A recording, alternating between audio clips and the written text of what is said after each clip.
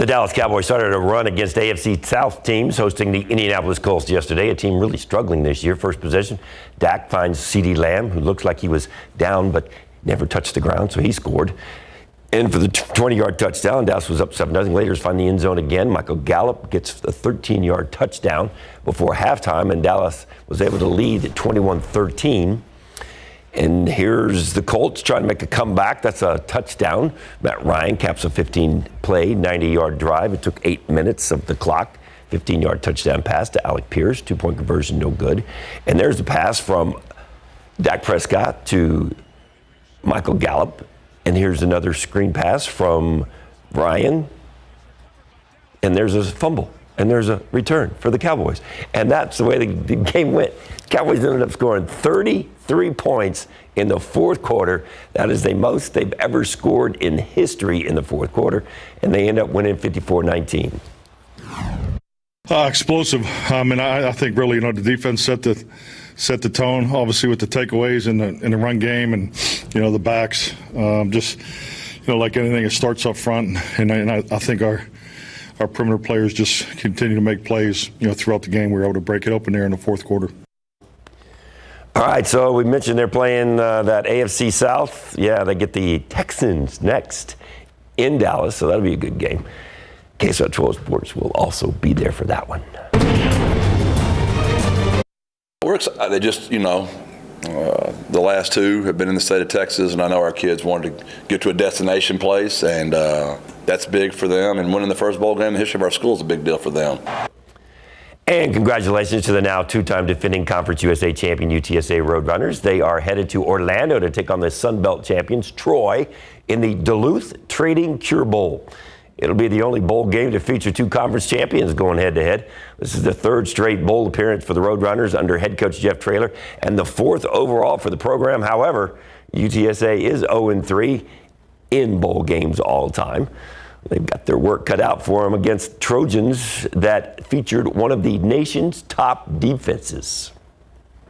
All right, so there's your matchup. The Duluth Trading Cure Bowl between UTSA and Troy will go down Friday, December 16th, 2 o'clock, Exploria Stadium in Orlando, Florida. Exploria is a soccer-specific stadium in downtown Orlando, but they're going to fill it up for football fans. The other kind of football. The Texas Longhorns are headed back to San Antonio for the annual Alamo Bowl, and the 20th ranked Horns will take on the 12th ranked Washington Huskies. These two teams do have a little history. They played each other before, but the last time was way back in 2001, so not a lot of familiarity these days. Although the Horns head coach Steve Sarkisian coached the Huskies, he was actually going to 4 straight bowl games with them from 2010 to 2013. Texas finished the regular season winning 3 of their last 4, so here's that matchup.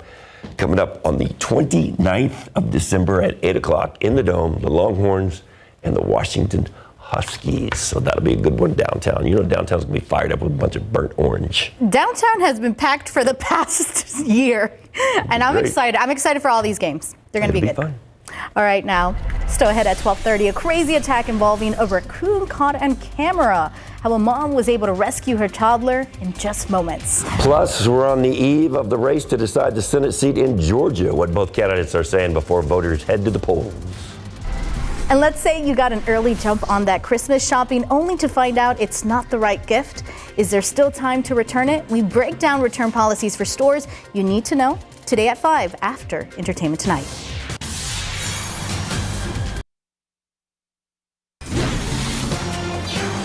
Happening today in Georgia, final campaign pushes ahead of the state's highly anticipated Senate runoff election. Democratic incumbent Raphael Warnock facing off against Republican Senate hopeful Herschel Walker. And as the ABC's M. Wynn tells us, early voting in that state shattering records. Just one day to go until Georgia's Senate runoff election. Incumbent Democrat Raphael Warnock and his Republican challenger, former NFL star Herschel Walker, making their final pleas to voters. He was an amazing running back, and he will need those skills because come Tuesday, we're going to send him running back to Texas.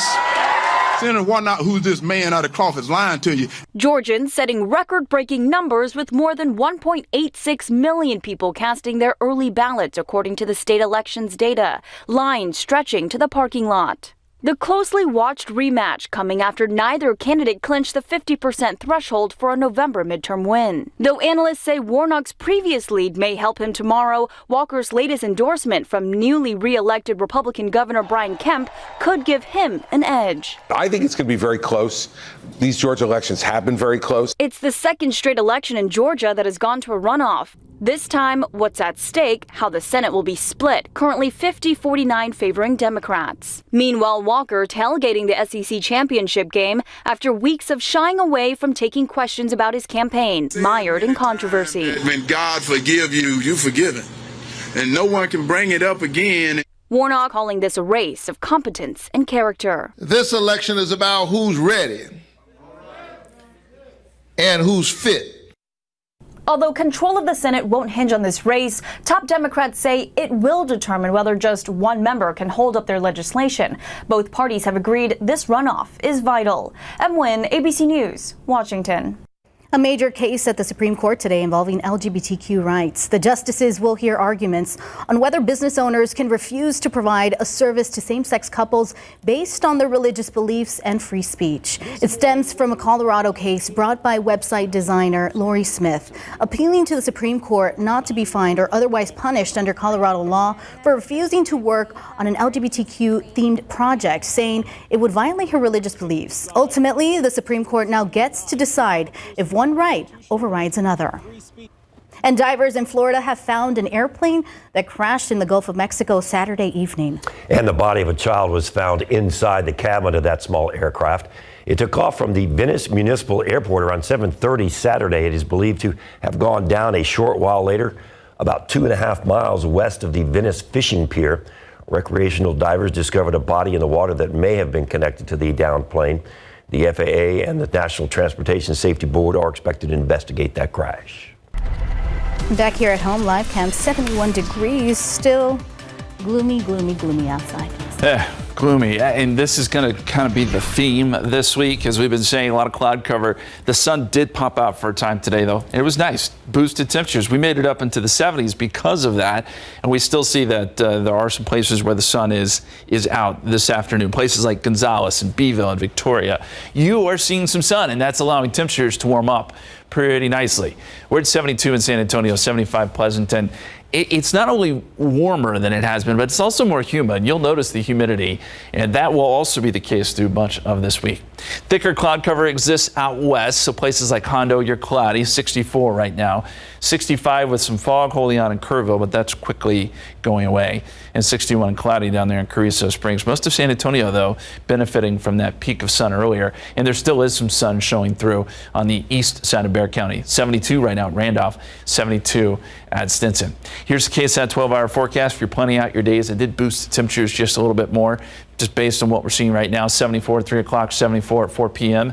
And then tonight we'll go cloudy again. Fog will start to redevelop. So will the drizzle. So it could be another morning of dampness as you head off to work on your Tuesday. Here's some weather headlines to look for here over the next couple of days as we look at the airport once again. More fog and drizzle tomorrow. Humidity sticks around all week, as we said. And what about rain? There are some chances, but we're talking drizzly chances. The light rain, we'll tell you when and where coming up in just a couple minutes. Bad Blood is more than just a song for some Swifties. More than 24 Taylor Swift fans are suing Ticketmaster and its parent company, Live Nation, for breaking antitrust laws during ticket sales for the Eras tour. They say Ticketmaster was charging higher prices, controlling the registration and access for the tour on their site. The fans are demanding $2,500 for each violation.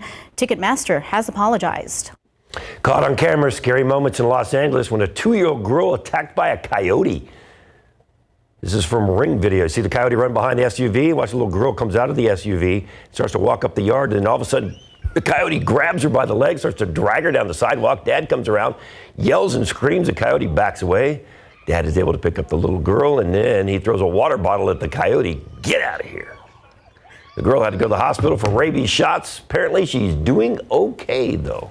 Very scary. And a mother and daughter in Connecticut are recovering after a raccoon attacked. The animal viciously attacked a young girl Friday unprovoked. Little Riley was shaken up over the aggressive animal, grabbing onto Riley's leg, biting her at least once while she was waiting for the school bus. Riley's mom, Logan, heard her daughter screaming and fought off the animal and flung it as far as she could. Animal control searched the woods for the raccoon, but weren't able to find it. The mother and daughter have to continue getting shots every couple of days for the next 2 weeks. Still ahead at 12:30, are grocery stores using mind manipulation to get you to buy more stuff? Up next, we'll show you the secret sauce to staying a savvy shopper as you head into the holidays. And still ahead in sports, the UIW Cardinals are hitting the road for the FCS playoffs. You've got to look at where they are headed this Friday.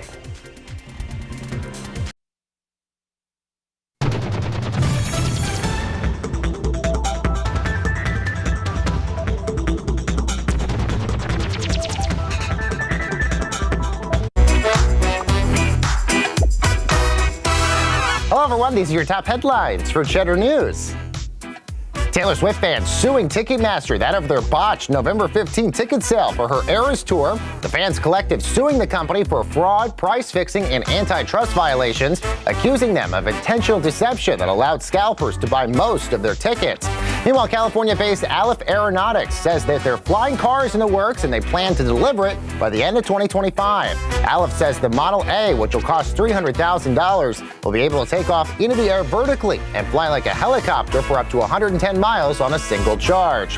And Elon Musk says Apple has fully resumed advertising on Twitter, de-escalating a brewing war between two of the world's most influential tech companies. Musk made the comments during a Twitter Spaces conversation on Saturday, adding that Apple is the largest advertiser on the social media network. And that's your Cheddar News Update. I'm Baker Machado coming to you from Cheddar Studios in Lower Manhattan. The holidays are here, and the average American family will spend about $231 for holiday food and decorations alone. As you head to the grocery store, there are some things to keep in mind. First, grocers like to greet you with huge sale items, and those deals put you in the mood to find more deals. Strategically placed eye candy can also get you to load up the cart. You've got colorful flowers, freshly baked bread, or fresh produce designed to activate the salivary glands and put customers in the buying mood. Placing produce in the front can manipulate your mind into thinking that since you're starting off shopping with healthy choices, it's okay to justify buying junk food later. Also, brands will often pay extra money to be stocked at eye level. And the holy grail of marketing, products that are placed at the end of the aisles. Those items often sell 8 times faster than products inside the aisles. Meanwhile, being a firefighter is a tough job, but not just physically, emotionally as well. And they see so much death and destruction that it is mentally and emotionally wearing. But in a profession like that, vulnerability can be tough to come by. And that is why the San Antonio Fire Department put the topic of mental health front and center. And as Courtney Friedman explains, they did that with the help of one of their own. Full disclosure, I am a firefighter and an EMT, an all-hazard mitigator, if you will, a kitten from tree remover, if you will, a danger janitor, if you will. Still trying to get that one to stick.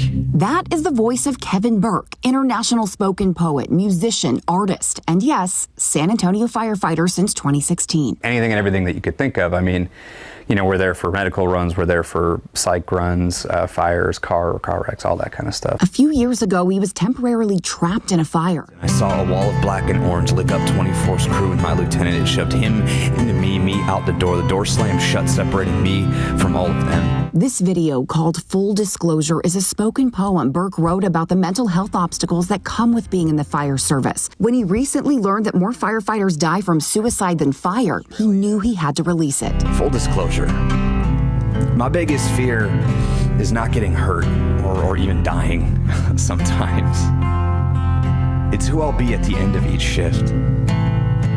Will my heart eventually break hard enough to ash? I went through a rough patch and kind of had a very low point, we'll just say. And luckily had people around me that said they were worried about me, that I should, look into getting help. He's been in therapy ever since and is now dedicated to helping his peers find help too. This month, SAFD held a mental health stand-down week. A counselor visited every station in town talking about resources and ways to help each other. We're sending out messages every day. We have put out a podcast We have a video that's running. Fire Chief Charles Hood understands how deep mental health issues run in his industry. I get these calls that come across my phone. Child killed in a train accident. A person sets himself on fire. And we go on those runs. And then we have to go home to our families. He's seen devastating fallout from unhealed, invisible wounds. There's been far too many incidents around the country of first responders harming themselves. First responders losing their jobs when they shouldn't. First responders acting out because of things that they have seen. He's changing the way they debrief after serious events and adding trauma therapy dogs to the rosters. Our city's getting bigger, call volume's going up.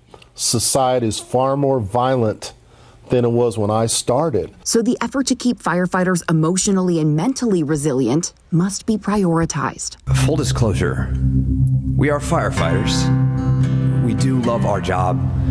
We are trauma jugglers, wading through a daily flood of tragedy. We joke about one another's close calls and bloodied medical gloves, laugh invincible together. We laugh loud and hard and get real quiet when no one's around. Burke's video was circulated during the Mental Health Stand-Down Week, a show of bravery in a different way, in the form of vulnerability. My phone was blowing up with the guys reaching out, thanking me, and like I said, telling me their stories, and you know, so it's been really cool. Full disclosure, I am okay. Seriously, I am. I see a good therapist. I ask for help when I need it. I just wish more of us did. That was Courtney Freeman reporting, and right now Kevin Burke is getting his master's in clinical mental health counseling. He wants to become a therapist to be on the helping end for fellow first responders. And on the topic of mental health, we want to remind you about our town hall we'll be hosting tomorrow afternoon. It will be about seasonal depression. As we get further into the holiday season, we, along with our community partners, will be hosting the town hall with 2 mental health care professionals on the discussion panel. Ursula Perry will be the moderator. You can tune in tomorrow at 2 p.m. Outside with Live Cam, we had a little brief amount of sunshine earlier today. I looked out the window and it looked bright out there. Now we got nothing. Yeah, we had some blue sky for a hot minute, but it's gone. It's gone. Hey, at least the fog's out here. Okay, well, I guess that's something. So there's that. So far today, 72. That's where we're at right now. 56 was the low this morning. Averages are 67 and 44. Records are 85 and 17. So it can get quite cold this time of year. It was back in 1886. There is no real cold snap in our forecast. In fact, temperatures stay fairly warm. We'll take a look at the 7-day forecast for you coming up.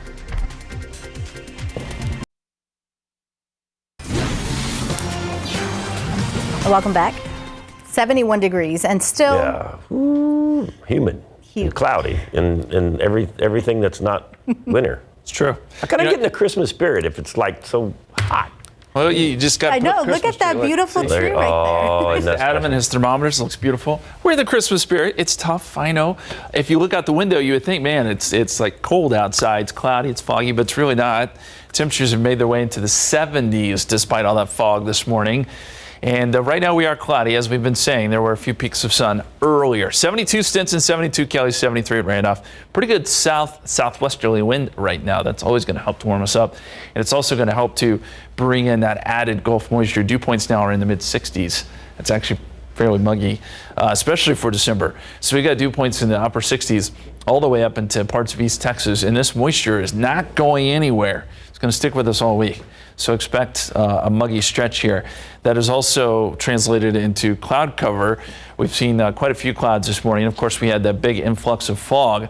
The fog has pretty much gone away, but the clouds, not so much. So we've got cloudy skies from basically San Antonio out to Hondo, Uvalde, up to parts of the hill country and down south. If you're east of that, the sun is beginning to peek out in spots, especially eastern Bexar County there. And then Gonzales, Beeville, down to Kennedy, Falls City, the sun is out for you, and temperatures are significantly warmer because of that. 78 in Gonzales, 75 in New Braunfels. Underneath the clouds, a little cooler, 60s for places like Kerrville and Hondo. And for most of San Antonio, we're in the 70s. Helotes, though, checking in at 67 right now. Bernie Stage at 63. Here's KSAT 12-hour forecast. We'll call it mostly cloudy. The sun will be hard to come by, but I do think we could see some peaks here and there. 72 at 6 o'clock. 71 at 8 p.m. and then it turns cloudy and drizzle and fog comes back into the forecast tonight into tomorrow morning. So we'll probably have another wet morning commute. Here's a look at the futurecast fog, and it does show that by midnight we're getting pretty widespread fog developing here, and then by tomorrow morning this particular model shows fog basically everywhere it was this morning, with some dense areas of fog. So that could be an issue again tomorrow. Hey, very quickly, I want to show you the tropics. I know we're not in tropical season anymore, but we do have a system that the Hurricane Center is watching. Here's what I'll tell you though. This is not truly tropical in nature. It's what we call a subtropical storm, has characteristics of a tropical storm, but not completely tropical. And so sometimes these can get named. It probably isn't going to do anything for anybody here. It's out over the open Atlantic, but just a point of interest, 40% chance of development. And yes, hurricane season is over, but we still can get some named storms. If it were to get named, it would be Owen. So we've got pretty far down the list considering how slow of a start it was to hurricane season. And now we're starting to add a couple more names. We'll see if anything else develops out there. Again, not a big deal, just kind of a gee whiz thing. 74 degrees today, 74 tomorrow. Morning drizzle and fog, not only tomorrow morning, but again Wednesday and Thursday. Temperatures make their way into the upper 70s. It's going to be a fairly warm, humid week. We're waiting to see just how strong a front is on Friday. At this point, it looks pretty wimpy. It's not going to do a lot for our forecast. Maybe knock down temperatures a little bit. Maybe bring some small rain chances into play. But this forecast is actually pretty warm to start December. We need the jet stream to kind of switch around a little bit, push some cold air south. Not in the cards this week, guys. All right, thanks, Justin. Still coming up in sports, the UIW Cardinals are hitting the road for the next round of the FCS playoffs. We'll look at where they're going on Friday to keep their season alive. For the first time in program history, the UIW Cardinals will play in the FCS quarterfinals. The Cardinals held up against the second-half rally to defeat Furman 41-38 Saturday. Quarterback Lindsey Scott Jr. threw 5 touchdown passes, set an FCS record for total touchdowns in a single season with 62. Head coach G.J. Kinney is proud of his guys for finding a way to win a wild one. These kids, man, it's about these guys, and they came out to work, and this whole week has been unbelievable. Probably our best week of practice all year, and they were able to silence the noise and go out there and obviously play a really good game. All right, so it's number 7 UIW taking on number 2 Sacramento State, Friday, 9:30 p.m. We got San Antonio Spurs taking on the Phoenix Suns last night. Phoenix all over the Spurs, burned them up, winning 133-95. San Antonio is now 6-18 on the season. And here's a look ahead at what the Spurs have coming up. They get a few days off. They'll take on the Houston Rockets on Thursday at 7:30. The Rockets are just about as bad as the Spurs right now, so maybe that's a team they can beat. Then they travel to Miami to face the Heat on Saturday. They need a win. Yes, they do. They're desperate for a win. We're rooting for them. There we are. Holiday sweets, Hallmark movies, and an amazing Christmas light display for the whole family to enjoy. Plus, how to win $500 in cash. It's all today on SA Live. Hey. He's counting the money because, you know, extra cash is always great going into the holidays, right? $500. You can win that today, by the way. We're going to tell you how. Dulce Vida Tequila, making some great Christmas holiday cocktails. And if you want to go check out one of the most incredible Christmas light displays, you want to head on over to Santa's Ranch. We're going to give you a preview coming up. Used to take the boys there when they were little. It's a great place. Hey, and we're going to stock up on some holiday cheer at the Pearl. All right, all that and more when SA Live continues in just a few minutes.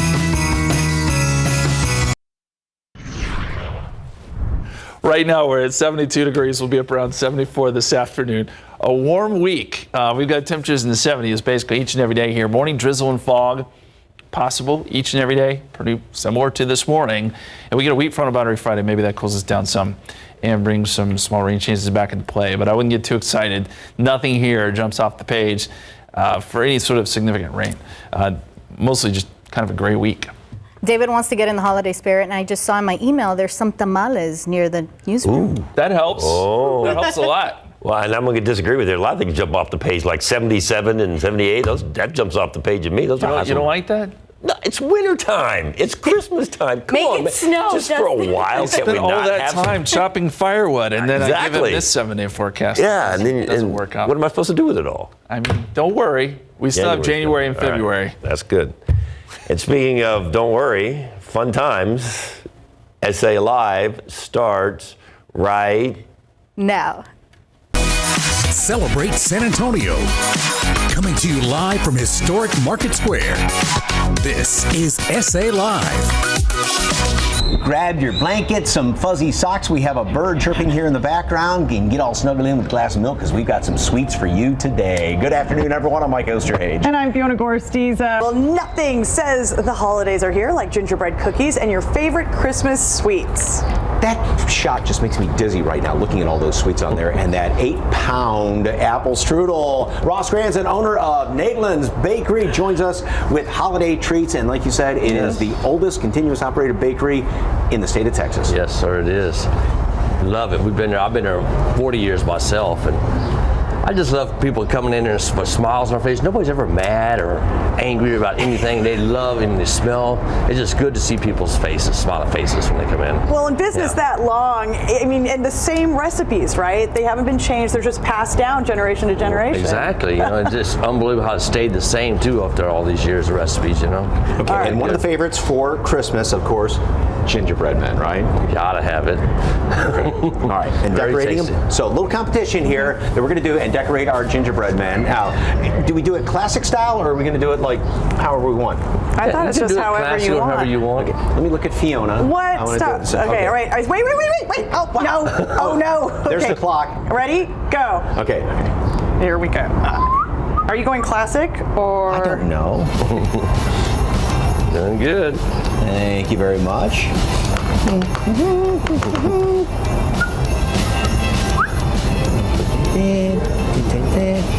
And a little bit. Good girl. I'm going to put some white hair on top so it looks like me. There we go. There you go. Oh, see, like that. This is thick. There we go. Is yours thinner? Oh, good Lord. I know. Well, the mold in this piping bag is gigantic. Have a little gingerbread with your icing. Yes. All right. I think you win.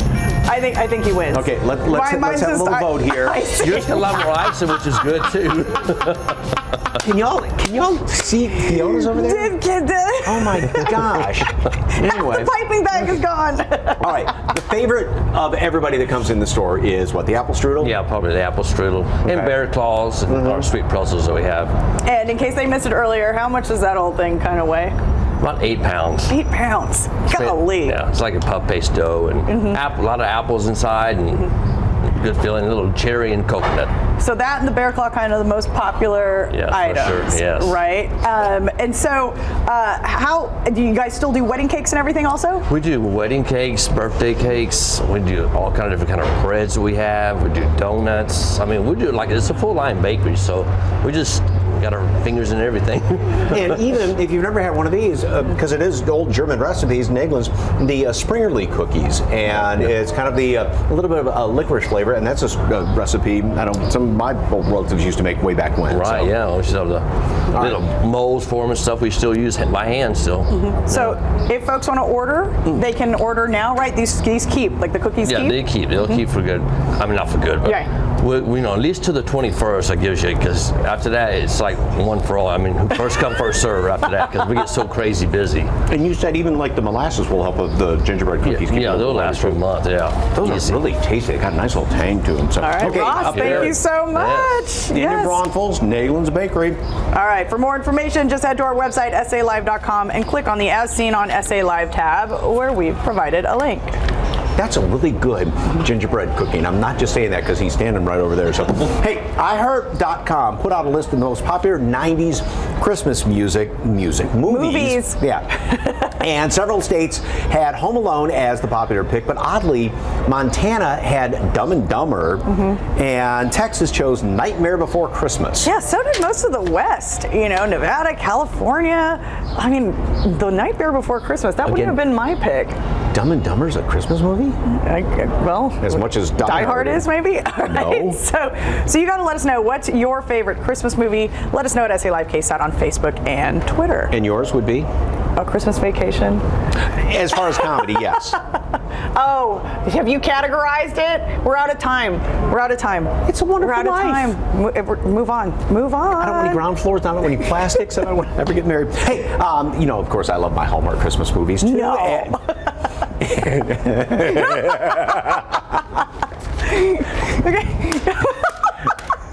He loves his Hallmark Christmas movies, and he got a chance to chat with Chad Michael Murray and Jessica, is it? Lowndes. Lowndes, thank you, yes. About their new film, Angel Falls Christmas. Take a look. Josh and I broke up. What?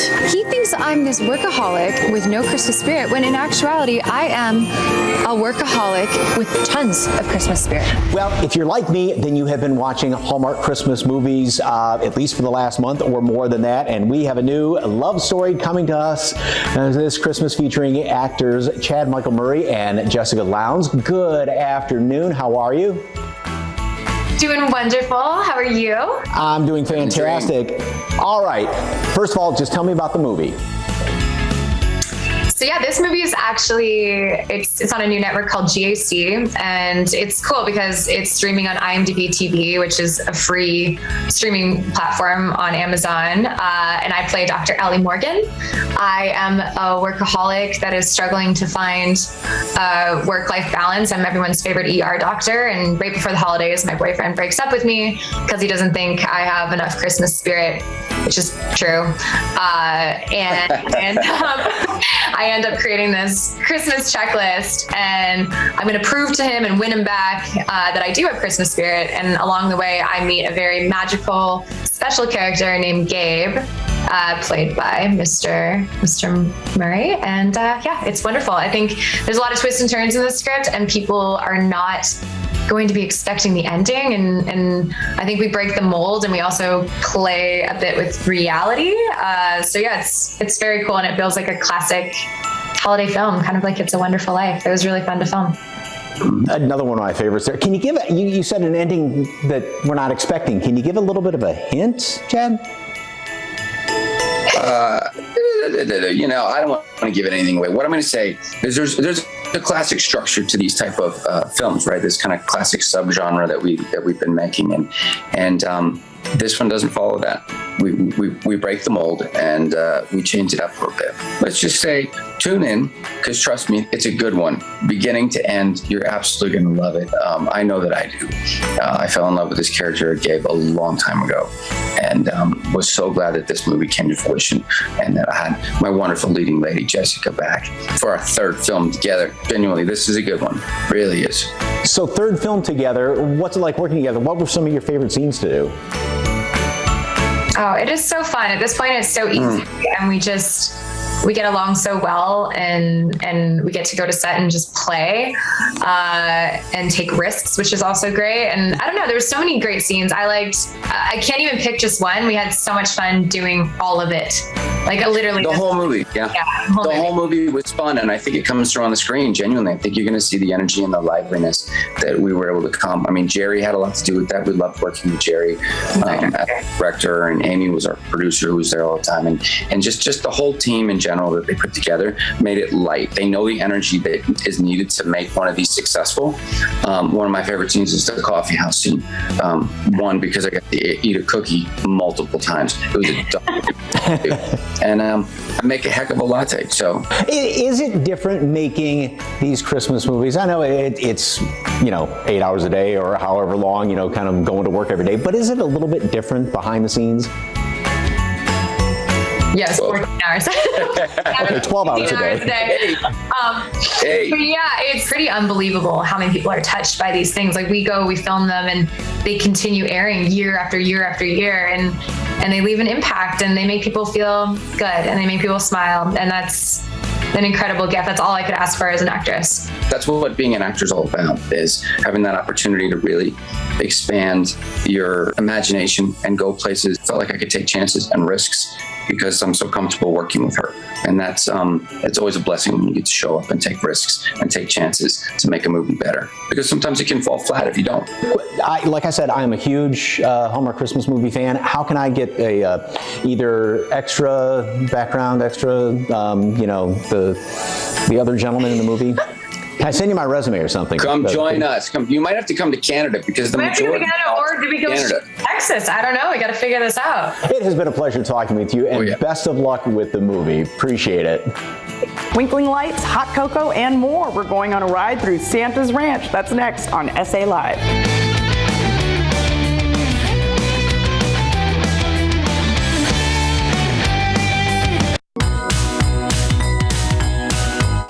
It's Kristen over here with Dulce Vita Tequila, ready to make you 3 easy cocktails perfect for holiday entertaining. Our first cocktail is a Bloody Maria. This is a very simple cocktail to make not only for holiday entertaining, but also for tailgate parties. So first you're going to take your Blanco Dulce Vita Organic Tequila, 1.5 ounces, then top it with your favorite Bloody Mary mix. This is what creates your Maria. Give it a stir. Garnish with a fresh lime, a fresh lemon, and it's that easy. So this one is a twist on a classic old-fashioned. We call this a reposado old-fashioned. You want to take 2 ounces of your Dulce Vita Organic Reposado Tequila, maybe a little more for good measure, a 1/4 ounce of agave syrup,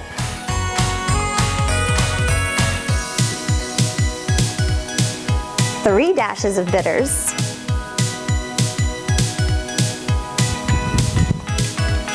go ahead and add some ice, swirl it around,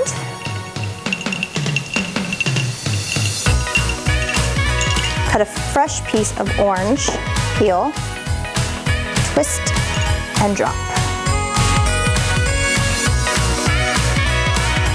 Another wonderful holiday drink is going to be just a neat pour of your Añejo Dulce Vita Organic Tequila, followed by an orange slice with a little bit of cinnamon. Pour until your heart's content. Sprinkle some cinnamon on your orange slice, just like that.